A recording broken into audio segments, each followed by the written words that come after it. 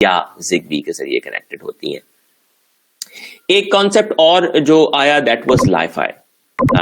Li-Fi was basically optical wireless using light, ठीक है। अब वो चूंकि लाइट की बेस के ऊपर कम्युनिकेशन हो रही होती है तो it is localised and secure, यानी लाइट उतनी ज्यादा पेनिट्रेटिव नहीं होती। रेडियो वेव्स जो हैं वो तो वॉल्स के थ्रू भी पेनिट्रेट करती हैं, लाइट आमतौर पे पेनिट्रेट नहीं करती। इसी तरीके से उसमें सिग्नल टू नॉइज रेशियो बहुत अच्छी होती है, राइट। और इसके अलावा जो इलेक्ट्रॉनिक कम्युनिकेशन होती है, रेडियो वेव्स के साथ जो कम्युनिकेशन होती है उसमें इलेक्ट्रोमैग्नेटिक इंटरफेरेंस भी होती है। लाईफाई के अंदर इलेक्ट्रोमैग्नेटिक इंटरफेरेंस भी आमतौर पे नहीं होती।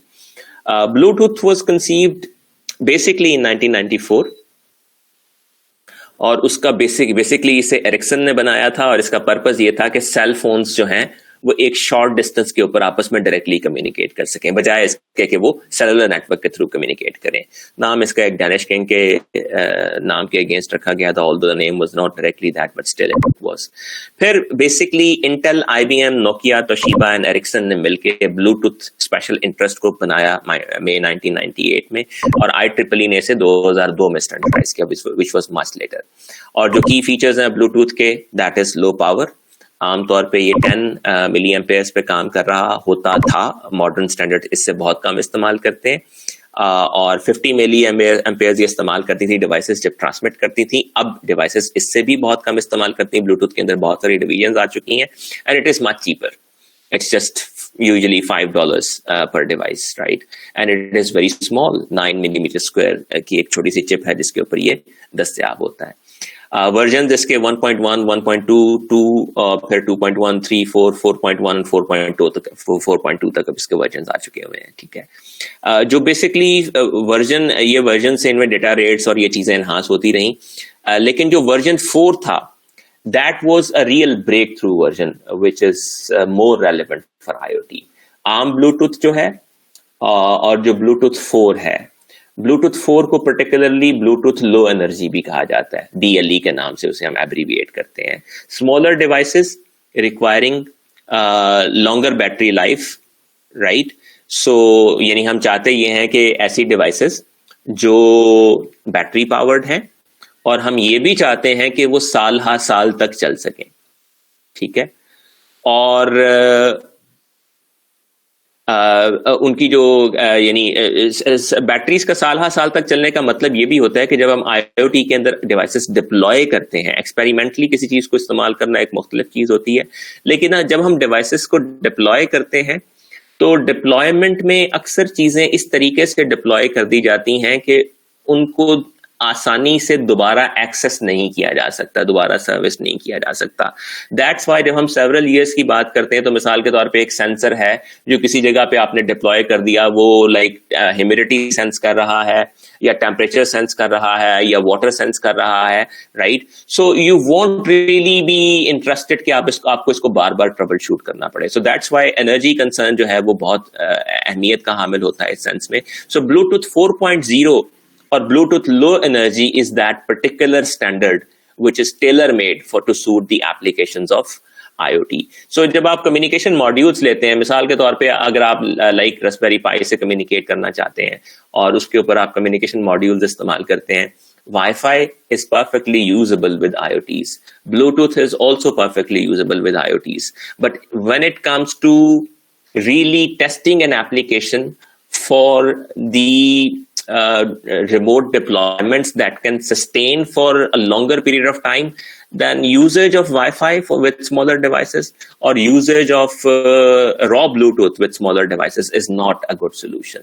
You should go for something like Zigbee or Bluetooth low energy. This is a bit about coexistence. Coexistence के बारे में मैंने आपको भी पहले बताया थोड़ा सा कि Wi-Fi और Bluetooth कैसे coexist करते हैं। Basically same band में operate कर रहे होते हैं, ठीक है।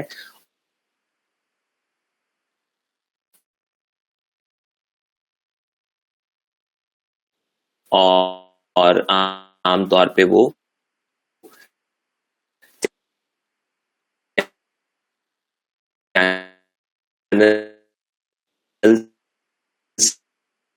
को स्मार्टली उसको पॉसिबल बनाते हैं। ब्लूटूथ ऐसा बज़वर्ड है जिसे this works on a very low energy, 1% to the 50% of Bluetooth Classic, यानी कम से कम आधी और उससे भी बहुत 1/100 तक जो है इसकी एनर्जी कंजम्पशन आती है.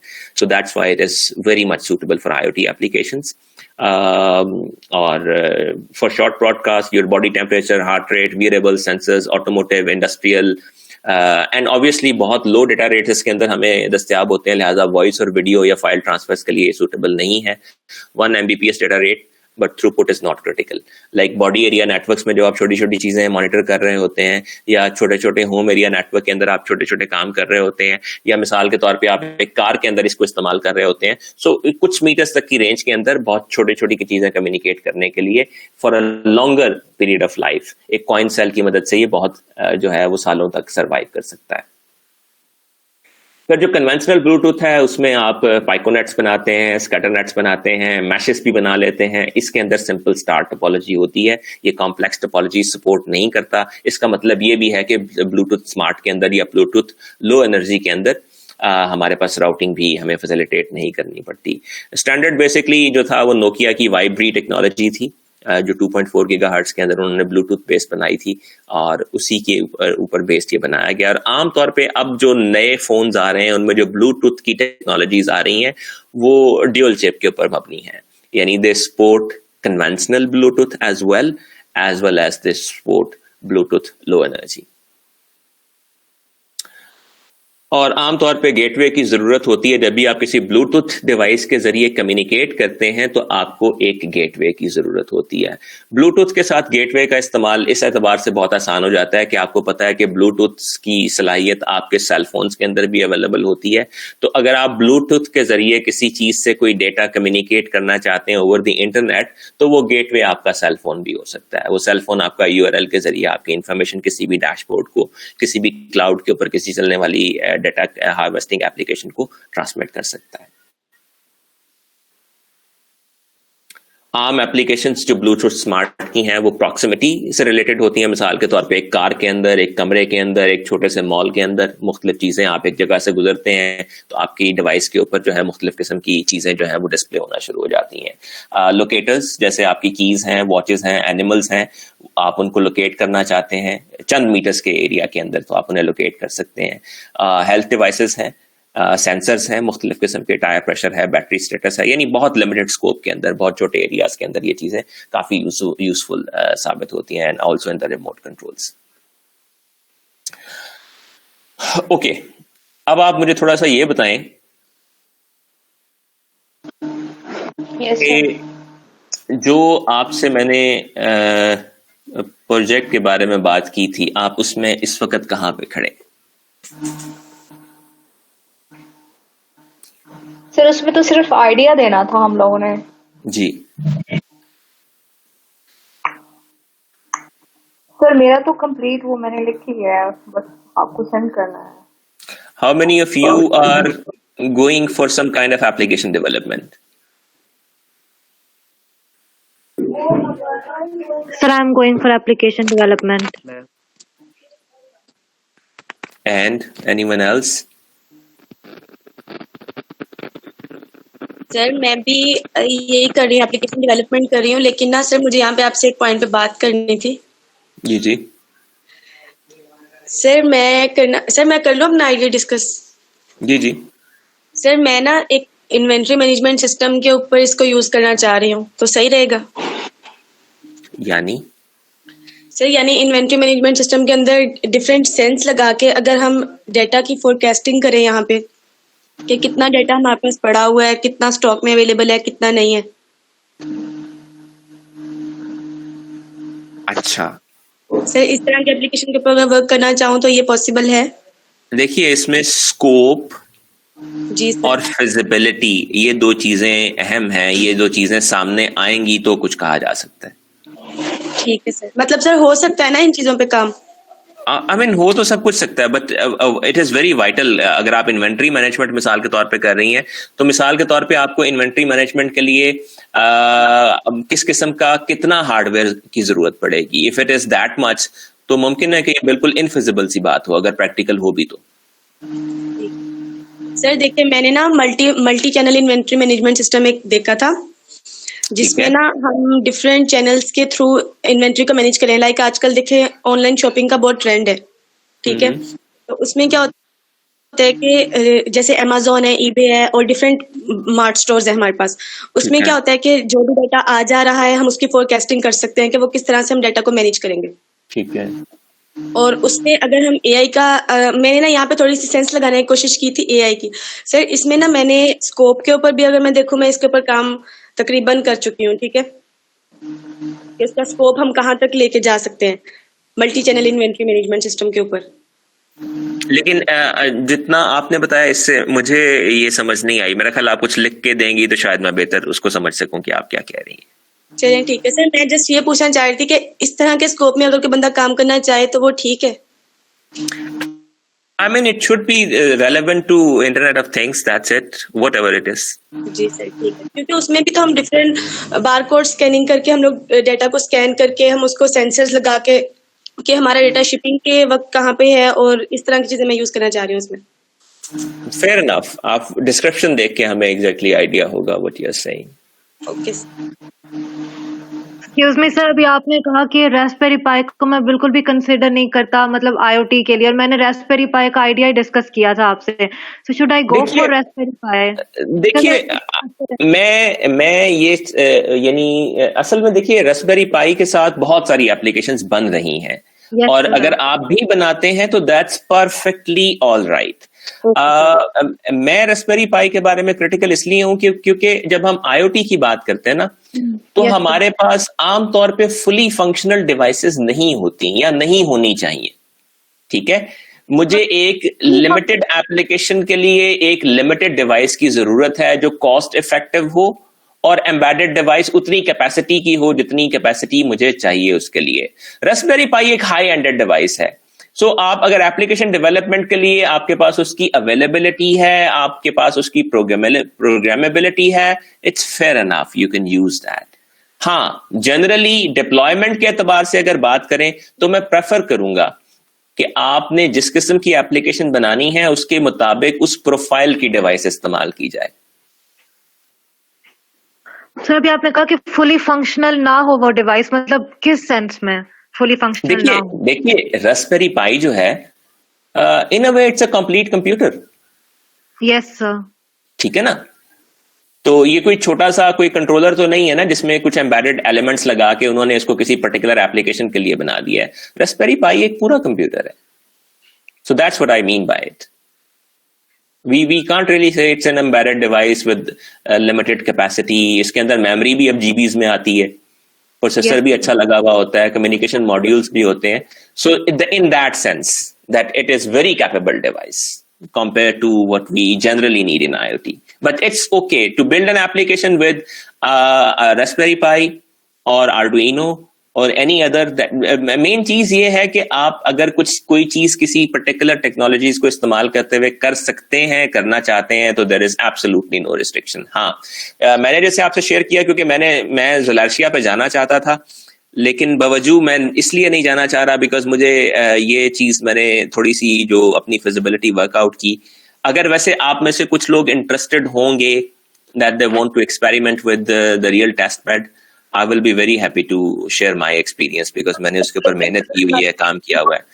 But जो आपने शेयर किए थे मुझे लगा वो थोड़े एम्बिगुअस थे, मतलब बिगिनर लेवल पे मैं उनको इम्प्लीमेंट नहीं कर सकती थी।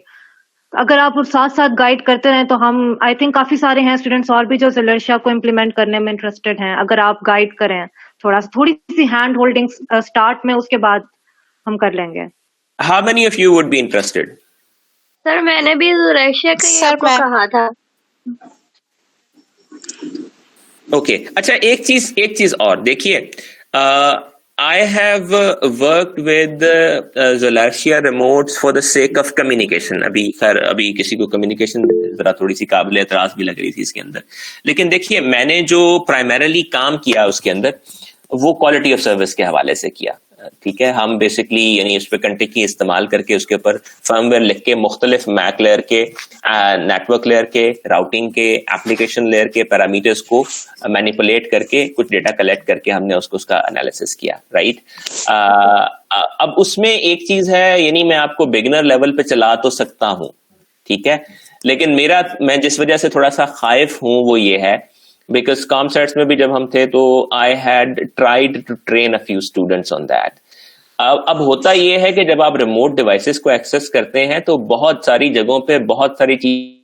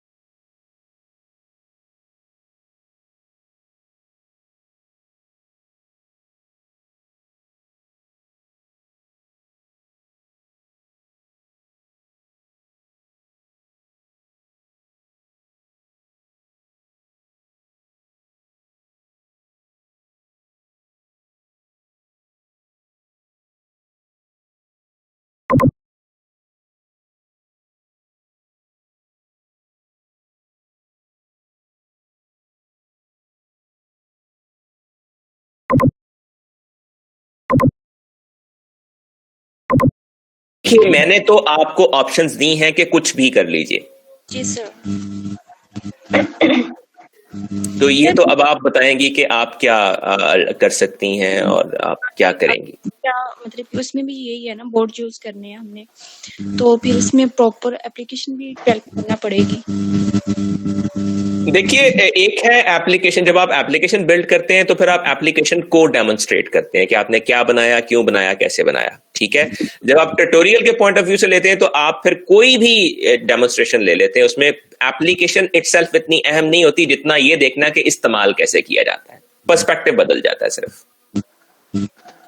ठीक है सर, तो फिर वो ट्यूटोरियल का मुझे समझ नहीं आ रहा कि मतलब कि उसमें लेके किस चीज को जाना है आगे, क्योंकि उसमें यही समझ आया था कि उसमें भी ये बोर्ड वगैरह यूज करना है, लेकिन आगे नहीं समझ आ रहा था कि लेके किस तरह जाना है उसको।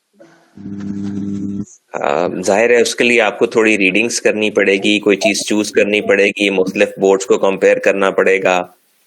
सो this will take time obviously, इसमें थोड़ी सी आपकी अपनी एफर्ट लगेगी। मतलब कि बोर्ड्स वगैरह का कंपैरिजन करना पड़ेगा। नहीं आई मीन देखिए मैंने जनरली आपसे आइडिया डिस्कस किए हैं, मैं आपको स्टिकी चीज नहीं कह रहा कि आप ये करेंगे या वो करेंगे, अप्रोच आपको अपनी डेवलप करनी होगी उसके अंदर, so you can look at it flexibly. ठीक है सर।